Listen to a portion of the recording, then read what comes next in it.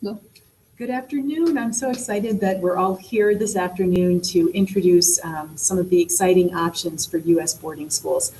I'm Carney O'Brien. I'm the Dean of Enrollment Management at Chatham Hall, which is an all-girls school in Southern Virginia.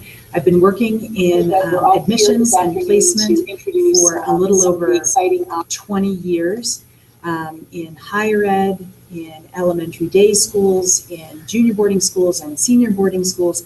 And I also spent about 15 years working as a placement director, helping families find boarding schools. And I have 4 of my own children who all went to 3 different boarding schools. So can answer questions from a lot of different perspectives. And I'm David Tuttle. I am the Director of Admissions and Financial Aid at the Oxford Academy in Westbrook, Connecticut, which is nestled nicely 2 hours north of New York City and 2 hours south of Boston, right on the ocean. Oxford's been around since 1906. We're an all-boys school, primarily offering academic support to young men who have struggled with traditional educational environments, so boys with attentional issues, or young men who have a mild learning difference, or just need some help with study skills, executive functioning, time management, organization. I also have worked in private boarding U.S. education for my entire career, so I'm about a 30-plus year veteran. Don't look yet, I'm sure. But I have had 30 years experience working in U.S. boarding education, so can be a wealth of resource and knowledge to anyone interested in learning more about boarding schools in the United States, not just R3, which leads me to tell you also that I'm the president of the Small Boarding Schools Association in the United States, which is a collective of 200 member schools of small boarding schools, which by criteria have boarding students of 200 students or less. So they're very small, learning, intimate environments that provide a lot of individualization, both academically and socially for our students, to which all 3 of our schools are members, but all 3 of us can speak to our member schools and different schools around the country, because we have hundreds of schools from the West Coast of California all the way back to the East Coast and everything in between. There's a lot of options in the United States. And I'm Lisa Pellrein. I'm the Director of Admissions at Chapel Hill Chauncey Hall School, which is a co-ed 9 through 12 boarding school about 20 minutes outside of Boston.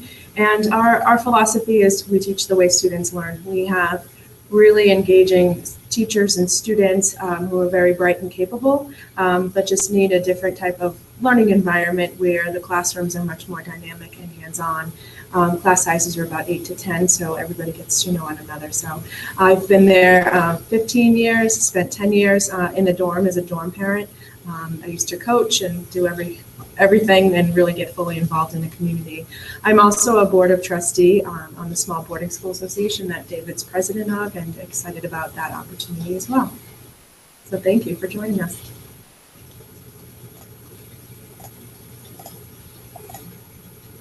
And there you go. You've got the whole group of us there with our different levels of experience and different backgrounds. We can head straight on from there.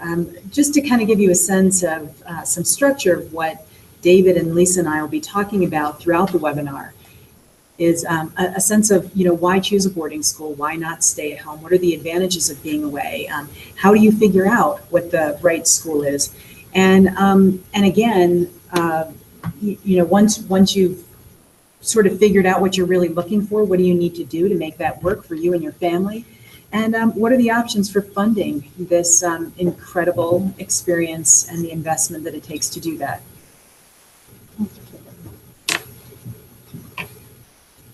So why boarding school?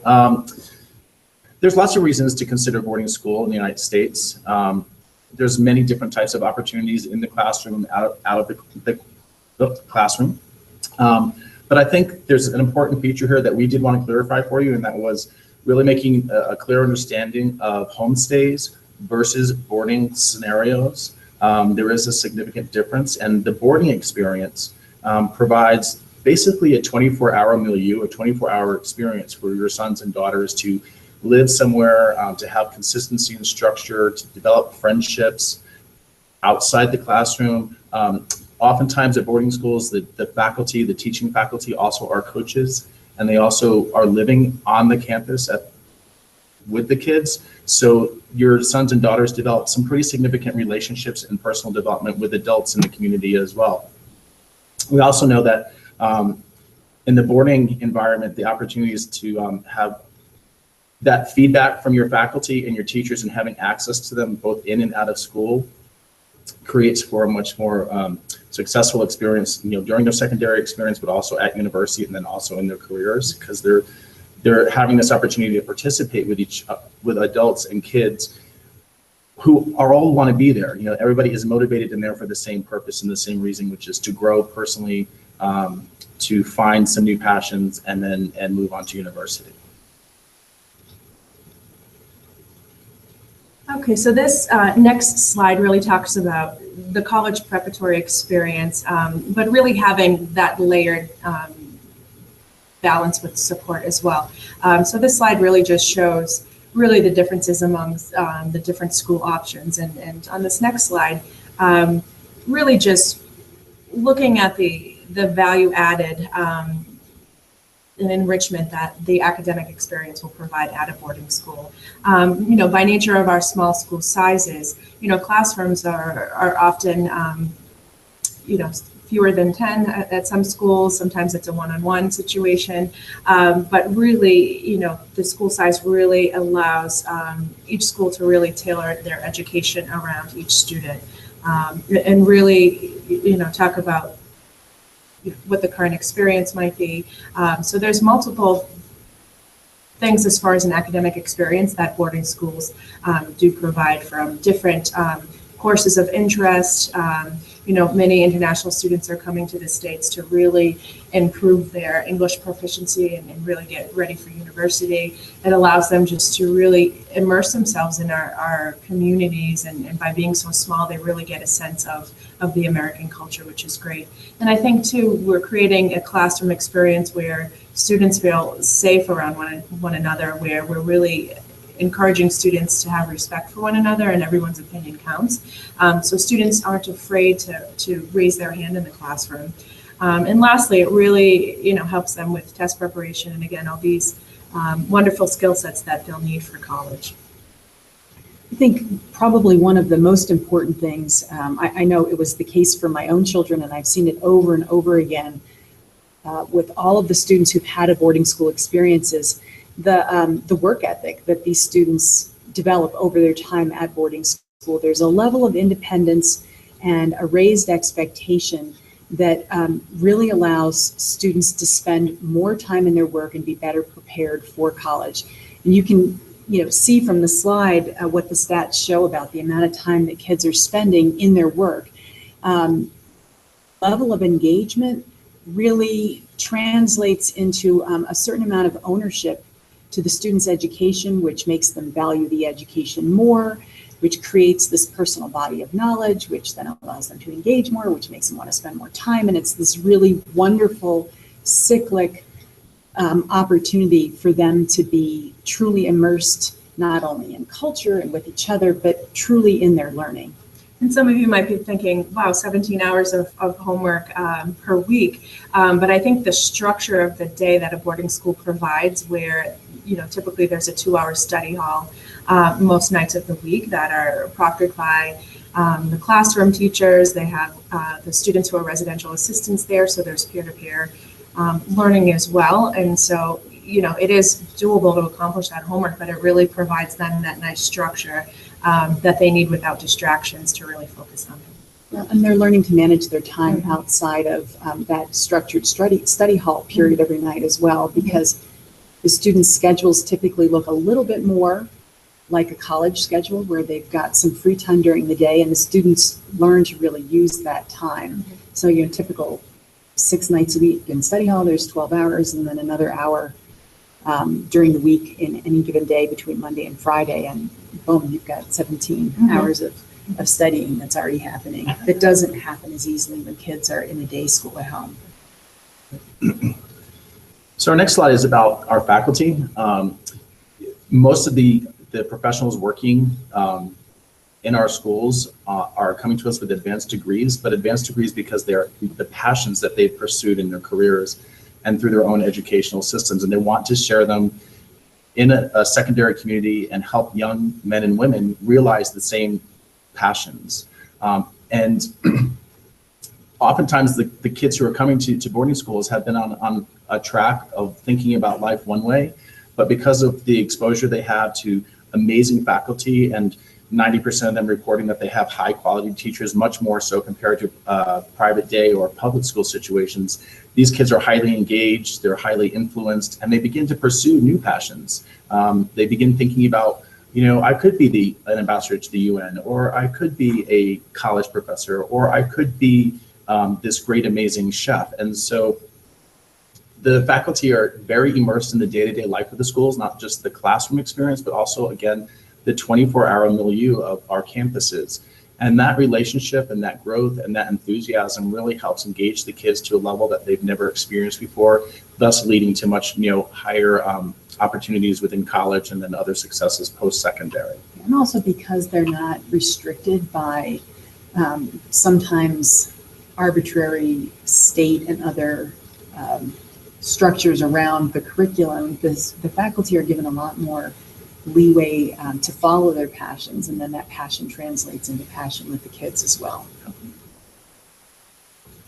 And to carry on to David and Carney's point, faculty are truly passionate about what they're teaching and coaching or activities that they're leading.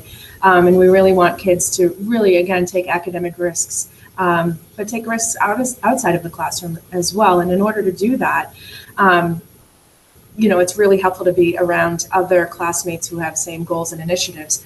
So when students are at boarding schools, they're there for a reason. They want to be serious about their schoolwork. They want to have opportunities, both inside and outside of the classroom, really to build their resume for when they're going to college and university. So really looking at this chart, it just shows that, students are doing so much more and pushing each other, really being around other kids who are motivated. And I think it's nice that they can learn from one another and be themselves. They don't have to be afraid of having a particular interest in something. They can be who they are, and they can shine and bring that, that talent to other students and really get them interested in other things. So I think not only does the passions of faculty trickle down to our students, but also being around other motivated peers. I think it really, pushes them to a limit of really expanding themselves, but in a healthy way that they're not feeling the pressure or the competitive nature that sometimes, students will feel in a public school. It's a smaller community, so there's not, hundreds of kids going up for, that one position on a sports team, or that, that the lead in a theater production. So it's really a healthy environment where it really encourages, students to rise to the level of what they're capable of doing. And the general environment, the general culture of U.S. boarding schools is one of that motivation, and where we're really eliminating that too cool for school attitude that you sometimes get in both international and American public schools when the kids are at home. So, going on with that, I think one of the things that you see is that the kids are really engaged, not just in their learning, but in all aspects of their life. The culture of boarding school is one of really educating the whole child. So we see, as Lisa was saying before, we see kids that are involved in athletics and arts and, all kinds of different passions, robotics and other entrepreneurial interests and community service and travel. So many of our schools offer not only the opportunity for kids from other countries to come and immerse themselves in U.S. culture, but then also to do additional global travel as well. And these kids at boarding school, it doesn't get cut off at 3 o'clock and they come home and they do their homework and they watch Netflix and maybe they hang out with their friends at the skate park or something. The kids are 24/7 involved in all of their different kinds of passions. And you can see from some of the stats that we put together that it really gives our kids a terrific advantage, both in the experience that they're having now as an adolescent and in the way that they're prepared for university as well. So leading into our next slide, really, what Carney was just speaking about was, the overall personal development of a young person. and how being a part of a community and being able to be that big fish in a small pond and having the opportunity to connect with other kids who have similar interests or just finding new people who have different interests. You can find that new passion, that new experience.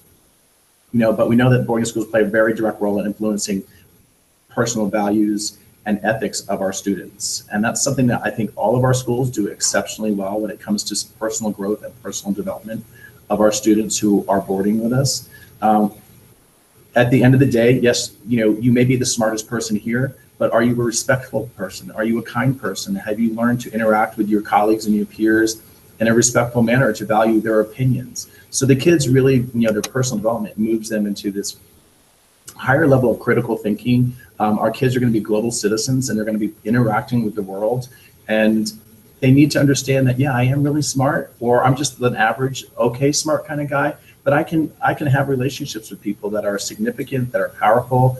I can hear what the other person's saying, and have a very successful post-secondary life, whatever that might be. And oftentimes that personal growth piece that happens at boarding schools is that they find new post-secondary opportunities that they never may have realized or understood about themselves before coming to a boarding school. But the ethics piece and the value piece is a really big part that's embedded to every aspect of our curriculums, both in the classroom and outside. It's not that one's separated from the other. It is part of the whole experience for the kids in their personal growth journeys.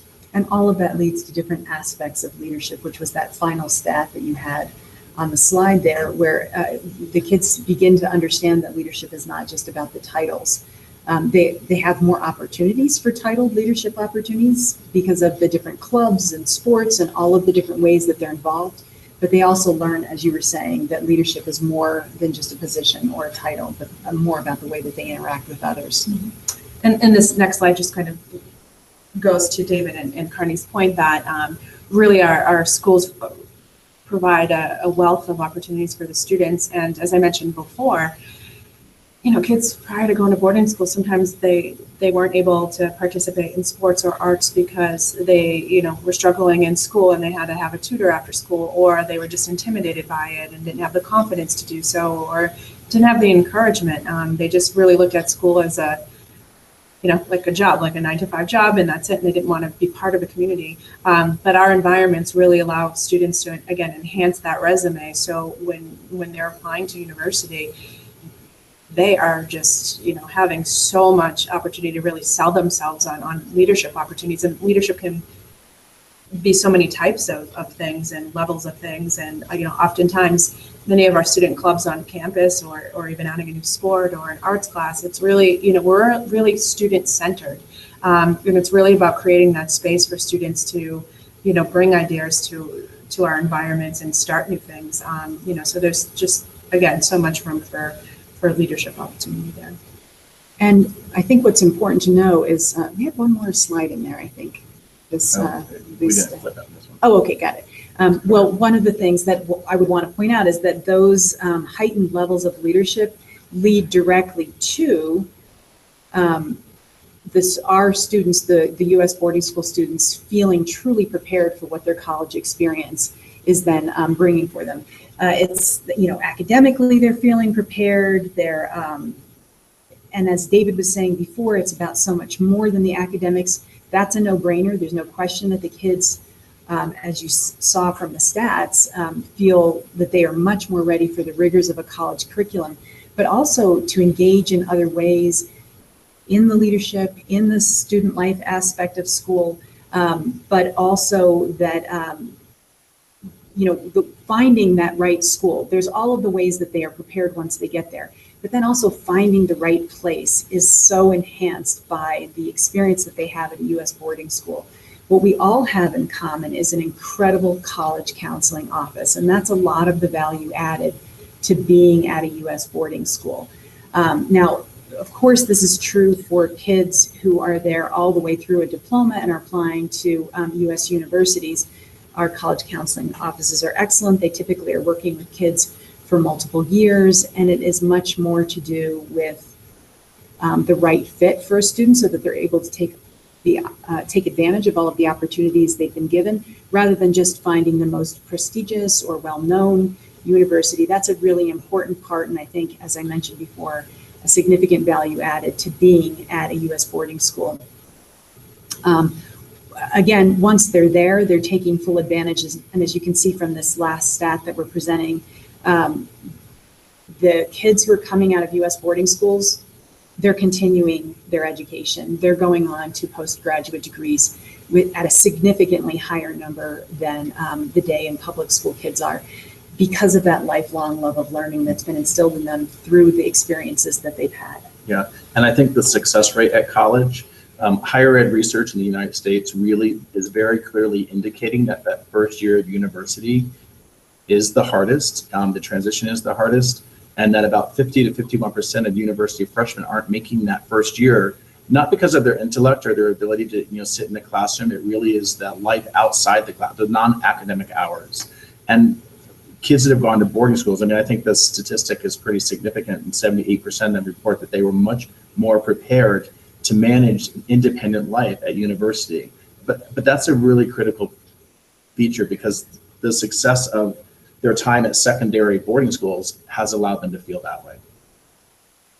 So that moves us into post college, post university. I'll just quickly run through those. We know that from a career perspective, kids who have attended U.S. boarding schools and then continuing college have much higher success rates in their mid-career and then later career lives. They're earning at a higher level in terms of their salaries. They have more options available to them, and that's just a very clear stat that our kids are reporting out. And enjoying the networks that they've established through their friendships with all of their peers at boarding schools as well. So that brings us to, so how do you figure out where to go? There's in the Association of Boarding Schools, there's approximately 300 or so different boarding schools.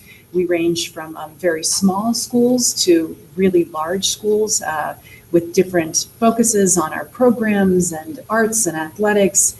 And how do you find the right school for you? I think the important thing, as we stayed right at the beginning with this sort of how-to slide here, know yourself. Figure out what's really important to you. It's great if you can be working with a consultant, an agent, or a placement director that can kind of help you navigate the process. But the first step is really understanding who you are as a learner and what you want out of your education. And then looking at what's most important to me. If you are really, really determined to, let's say, play in a marching band, that the tuba is your thing and you need a big orchestra, then Chatham Hall is probably not the right school for you. We are very small. We have tiny little wonderful ensembles, and a big orchestra is not going to be the right fit. So understanding what those sort of have to haves are. On the other hand, if you're into the equestrian arts, it's probably great to be at Chatham Hall, where we have a barn and 38 of our own teaching horses.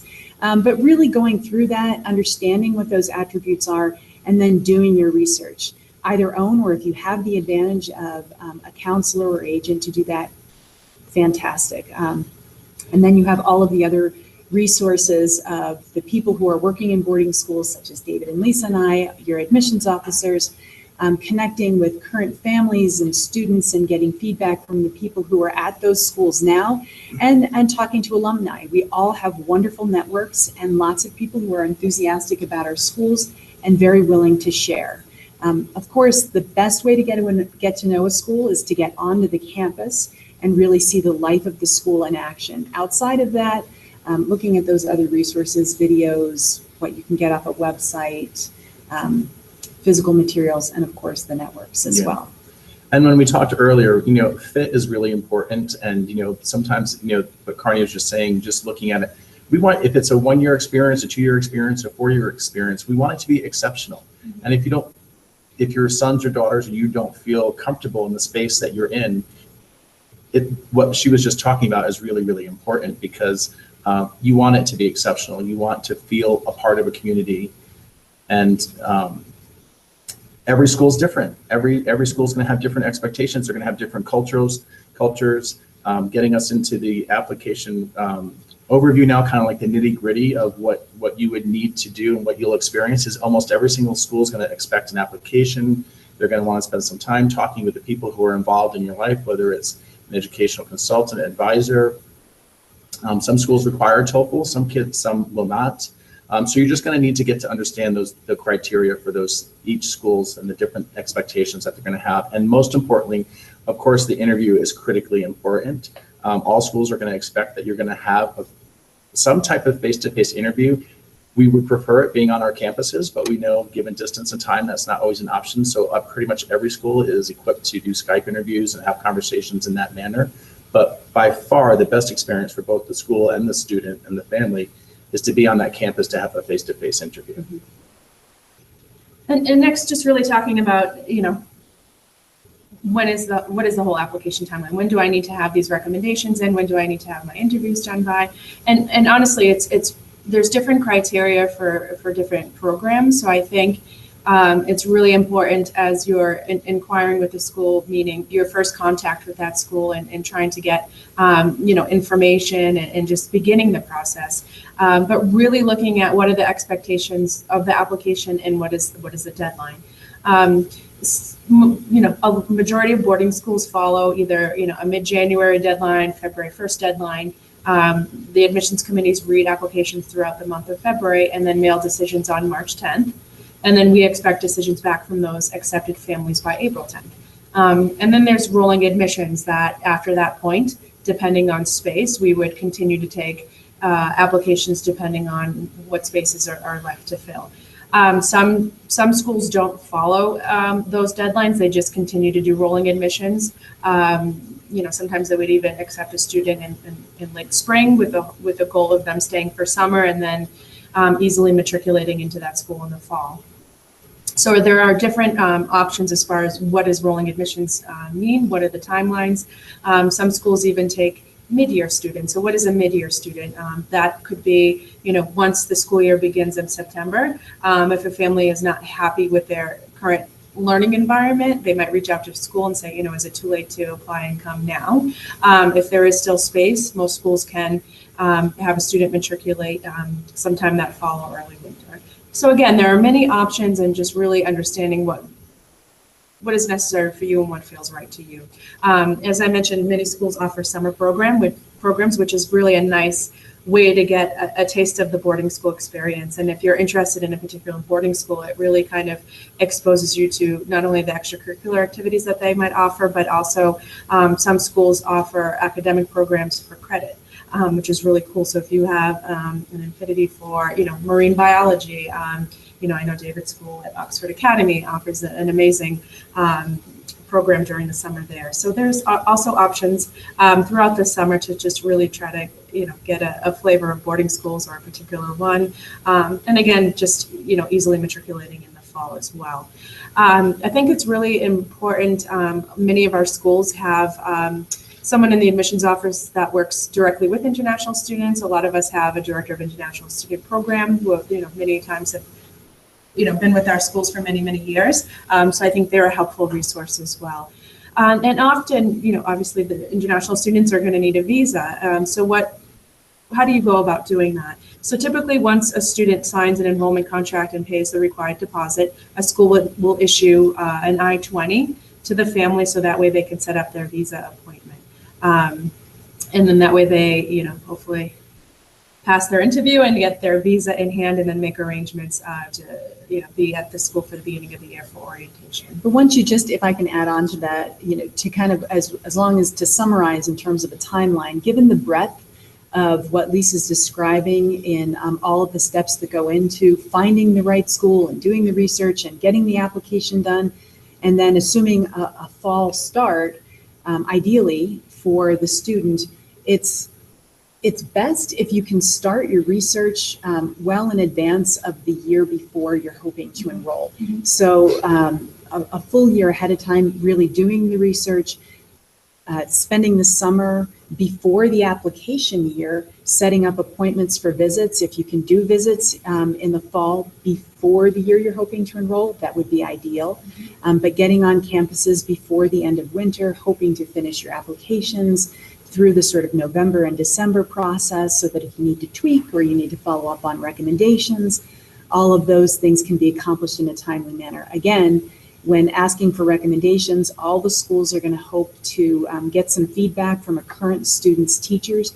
So giving them plenty of time to write something nice. We all know that we do a better job with our writing projects if we have more time to do it. Getting as much done as you can in the summer and the fall before the year you hope to enroll will enhance a student's ability to find and be admitted and then enroll at the school of his or her choice. And to carry on to what Carney mentioned earlier, when visiting campuses, ideally it is great to get on campus when school is in session. Oftentimes families might have time during the summer, but oftentimes our faculty aren't on campus, the students that attend the school aren't there. You're not seeing classes in session. You're not seeing the typical day in the life of a boarding school in operation.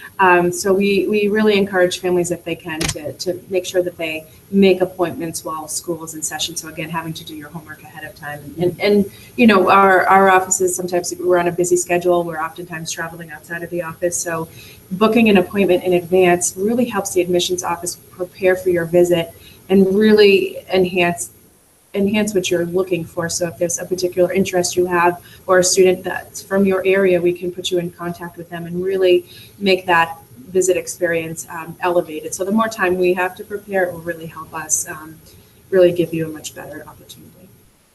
And then to give you a sense of what is this investment, these numbers give you a pretty good sense of what the typical average tuition for a year is. U.S. boarding schools will on average run between $45,000 and $60,000 US a year.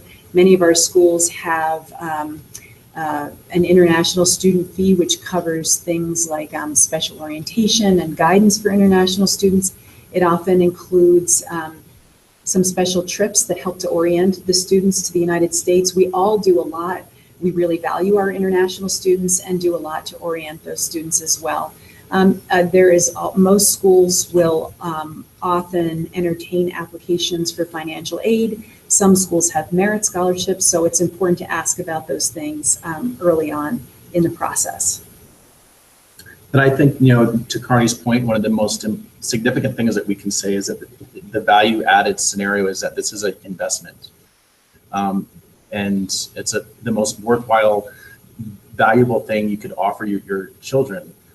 For this secondary experience. And Carney can speak to that personally because she had 4 kids in boarding schools and knows who her children as young adults are today were significantly transformed because as a parent, she made this investment in their education during their secondary years. And there's just no way to say how more important that is. We all want our kids to have the best, and it is an investment. Yeah, it's a choice. Mm-hmm. It's not something that you don't have to, search for a U.S. boarding school. And as a U.S. resident, there's public schools, there's private day schools.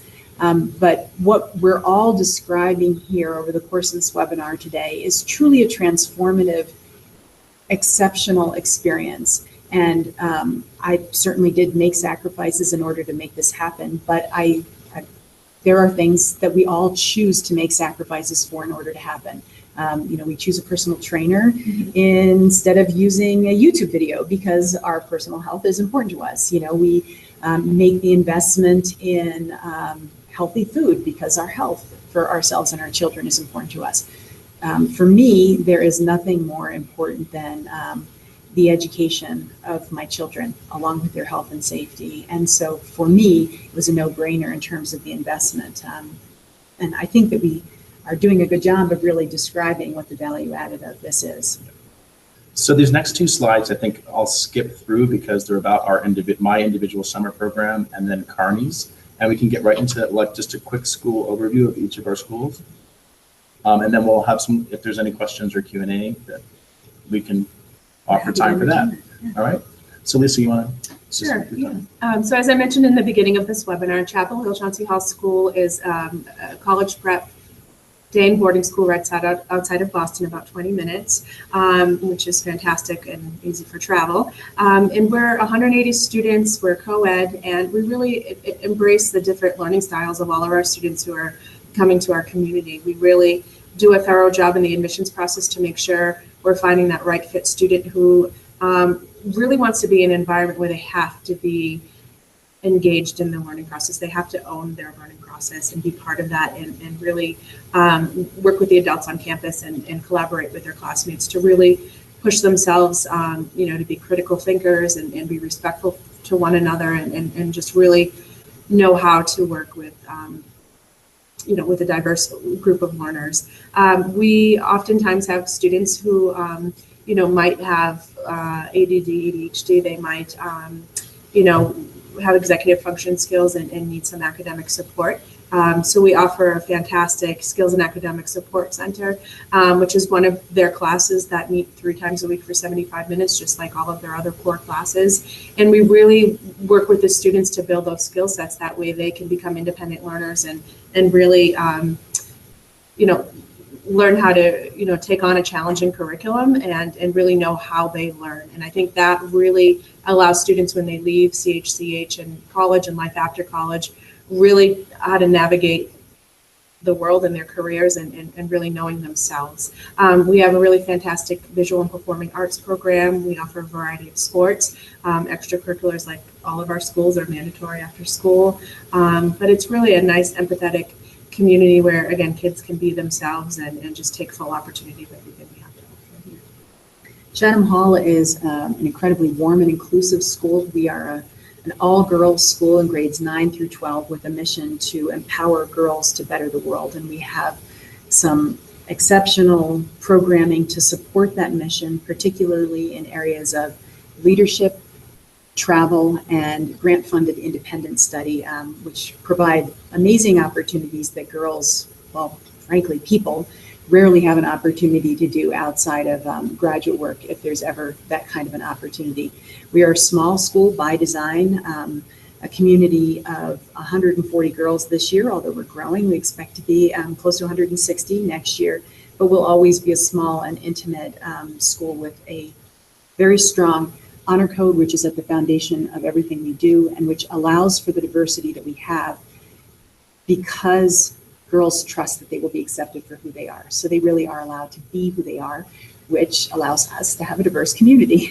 And again, because they feel so comfortable being who they are, the second common quality that I see in all the Chatham Hall girls is that they are very engaged. They get excited about their learning, they get excited about their clubs, they get excited about life and stuff, and they're very good to one another. It's a wonderful program in a very safe geographic environment in Southern Virginia. We're right on the North Carolina border in a very rural area in a beautiful 365-acre campus with stunning views, amazing facilities, and we are also known for our equestrian program, which is the #1 boarding school IEA team in our country and annually ranked among the top 5 in our country as well. So Oxford Academy is an all-boys school located in Connecticut, 2 hours north of New York, 2 hours south of Boston, New York City, that is. We were founded in 1906 by Dr. Knight, who at the time just identified that there were young men who just learned a little bit differently, that the traditional classroom experience did not work for them, and was leading to not pursuing post-secondary opportunities. So what makes us really unique and special is our size. We only have 48 total students, and that's specifically because we provide a complete one-to-one educational experience for the boys. Every class is taught one teacher, one student. We build collaborative projects into their science labs, their chem labs, bio labs, innovation labs. So they do have time and some in format throughout the course of the week to be in collaborative learning, but a majority of their coursework is done in a one-to-one environment, and that includes an ESL scenario for kids who need English second language support to advance their reading, writing, and comprehension of English. So the uniqueness of this one-to-one is really powerful. For many of our young men, our motto at the school is know thyself. They haven't come to know who they are yet. It's very empowering to watch them kind of unfold and begin to embrace that this is who I am. This is the type of learner I am. I might be a learner with ADHD or ADD. I might be a learner who has a mild learning difference like dyslexia, or math has always been hard for me, or I never thought I liked reading, but now I really like reading a lot because I'm engaged to read genres that interest me. So we really build a curriculum around each individual student to get them highly engaged in their educational life, to be a positive contributor to the community. We're located right on the ocean, so we have sailing, tennis, lots of water activity. We do have a pretty significant summer program, and I don't know, did you mention something? I did not. I closed it. Oh, yeah. So we have a 5-week summer program that's basically a full academic term for us. So young men can come in for 5 weeks and they can do some credit recovery. They can get half credits in marine biology or history. So you have academic programming in the mornings, 3 to 4 classes that you're taking, and then you have fun things like fishing, sailing, tennis, etc. in the afternoons. The minimum stay for our summer is 3 weeks. The maximum is 5 weeks. It depends on a family's summer schedules. But it's a really exceptional opportunity to kind of come in and see, maybe I might be considering Oxford for the fall. B, you'll meet your teachers, you'll meet kids who are already attending Oxford Academy, so you'll form some friendships before you actually even come in the fall. And then some kids really truly just come for summer. Some kids do come to do an intense, they're preparing to go to university in the United States, but they may be at an international school, but they come and they do an intensive cultural immersion writing program with us in a one-to-one ESL experience. So a variety of options.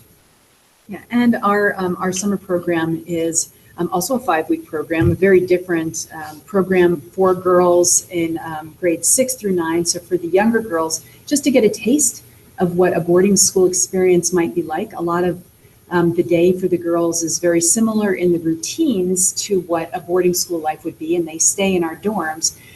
But it's much more of a camp kind of a situation. And the 5 weeks are set up into 4 different modules. The first starts with a great adventure beginning in DC and finishing back on campus with activities and classes in leadership, debate, and public speaking, some Model UN.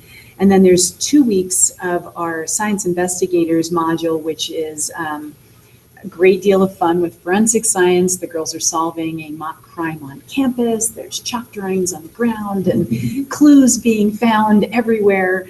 The third module is a week of theater camp where the girls are writing, directing, producing, and acting in their own performances, and then a final module of a week long of robotics where the girls learn coding, game design, and the building and competing with their own robotics.